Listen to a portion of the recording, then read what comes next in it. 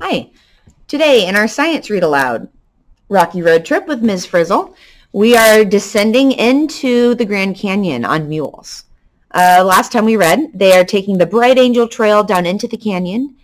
We know Arnold's going to be nervous. He's always nervous. But Carlos is excited to see if he can figure out what his rock is from the Bright Angel mine. All right, ready for Chapter 3. Hi, Ms. Frizzle, the park ranger said. The mules are all ready for you. The Frizz looked at the amazed expressions on our faces and smiled. Kids, she said, meet Marita Chi. She's a park ranger here at the Grand Canyon. I called her before we left school to let her know we wanted to ride down Bright Angel Trail. We all said hi to Marita. She had big brown eyes and a ponytail of black hair hanging from her back of her ranger hat. I'm Carlos, I said. My aunt's name is Marita. Are you from Mexico too? My mother's family came from Mexico, Marita explained. But my father's family has lived in Arizona for a long time. The Chis are Native Americans. Later, I'll show you where my ancestors lived. I wanted to show Marita my Bright Angel Rock, but Ms. Frizzle had other plans. Okay, kids, the Frizz said. It's time to saddle up. Ms. Frizzle, Arnold said. We aren't going to ride into the canyon, are we? No way I'm doing that. Come on, Arnold, I said. Don't be stubborn as a mule. Climb on. Arnold just looked at me and shook his head. No one likes my jokes as much as I do. Well, I was more than willing to take the reins. I put my foot in a stirrup and swung myself onto the mule. Suddenly, I had a perfect view of the canyon in front of us. It looked like the bottomless pit, a deep, dark, bottomless pit. Do these mules know what they're doing? I asked Marita. Not one of them has lost its balance yet, Marita said with a twinkle in her eye. I'm not sure about this, Arnold said, as our mule train started down the canyon. Part of me agreed with him. The path was steep. All right, now here, from Marita's guidebook, I will read this. It's called Giddy Up, Mule. The mules of the Grand Canyon are trained to carry tourists from the top of the canyon rim down to the bottom. They are sure-footed animals that carefully pick their way along the narrow ledges of the canyon. So I'm curious which of you would ride a mule down the Grand Canyon. It's very steep, so you'd have to think if you're brave with heights. All right, back to our story. Marita led the way on her mule. I was next in line behind her. Arnold and Ms. Frizzle brought up the rear. I looked around and felt like I was in a rockhound paradise. The Bright Angel Trail zigzagged down the canyon. Sometimes we rode through tunnels in the rock. Sometimes the mules had to pick their way around big stone formations. Sometimes the trail was so narrow that our mules barely fit on it. Then Marita brought her mule to a stop. All the other mules stopped too. Look at the canyon wall beside you, she said. Then run your hand across it. What do you see and feel? I took a close look at the grayish-white wall. I knew it was sedimentary rock because I could see how it had formed in layers. The rock had all kinds of things in it. I see a shell, D.A. said. There's a fishbone, Ralphie added. I see a trilobite, I added proudly. Does it bite? Arnold asked nervously. A trilobite can't hurt you, I said. It's been dead for a long time. That's true, Carlos, Ms. Frizzle said.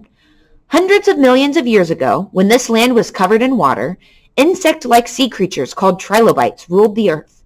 There's nothing left of them now but their fossils. And they're not the only creatures that left a rocky record in sedimentary stone. There are a lot more fossils deeper in the canyon, Marita said. Then she kicked her heels against her mule's sides. Giddy up, she said to her mule. Seconds later, we were all on our way down the canyon again. All right, now we've got a note from the desk of Ms. Frizzle, set in stone. So I'll let you take a look at the pictures real quick. Rocks have never been alive, but they can hold the remains of plants or animals that once lived. These remains are called fossils. Here are some examples.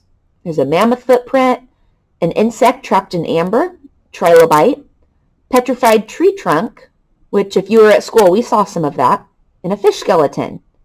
If you find a fossil in a rock, the rock is probably sedimentary, which we all have learned. The temperature was getting hotter and hotter as we rode deeper and deeper into the canyon. The only sounds we could hear were the calls of birds and the rush of the Colorado River below us. Marita told us the story of the canyon as we went down. She described how wind and water had carved away the rock over millions and millions of years. This ride has seemed like a million years already, Arnold said, wiping the sweat off his brow. As we neared the river at the bottom, we heard a strange rumble echo through the canyon. Marita stopped the mule train and looked up at the sky. We all looked up too. A flash of lightning zigzagged across the sky. Big dark clouds covered the sun.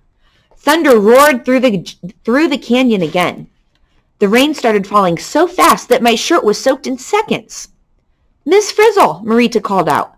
We have to get out of here. A flash flood could happen at any minute. All right, and this is another sidebar from Marita's Grand Canyon Guidebook. Flash flood. In 1966, 14 inches of rain fell into the Grand Canyon in less than 36 hours. Where did all the water go? It rushed down the main canyon and into side canyons as a 40-foot-high wall of mud and water. It tossed huge boulders into the river. It tore out trees like weeds. In canyon country, heavy rains mean flash floods. Get out before it's too late. The Frizz wasted no time. She whipped a remote control out of her pocket. She aimed it at the top of Bright Angel Trail, where we had begun our ride. We watched as she pushed a red button. In a minute, we heard a chop, chop, chop sound echo in the canyon. It's the copter, D.A. said. We all looked up. The Magic School helicopter was zooming down the canyon to our rescue.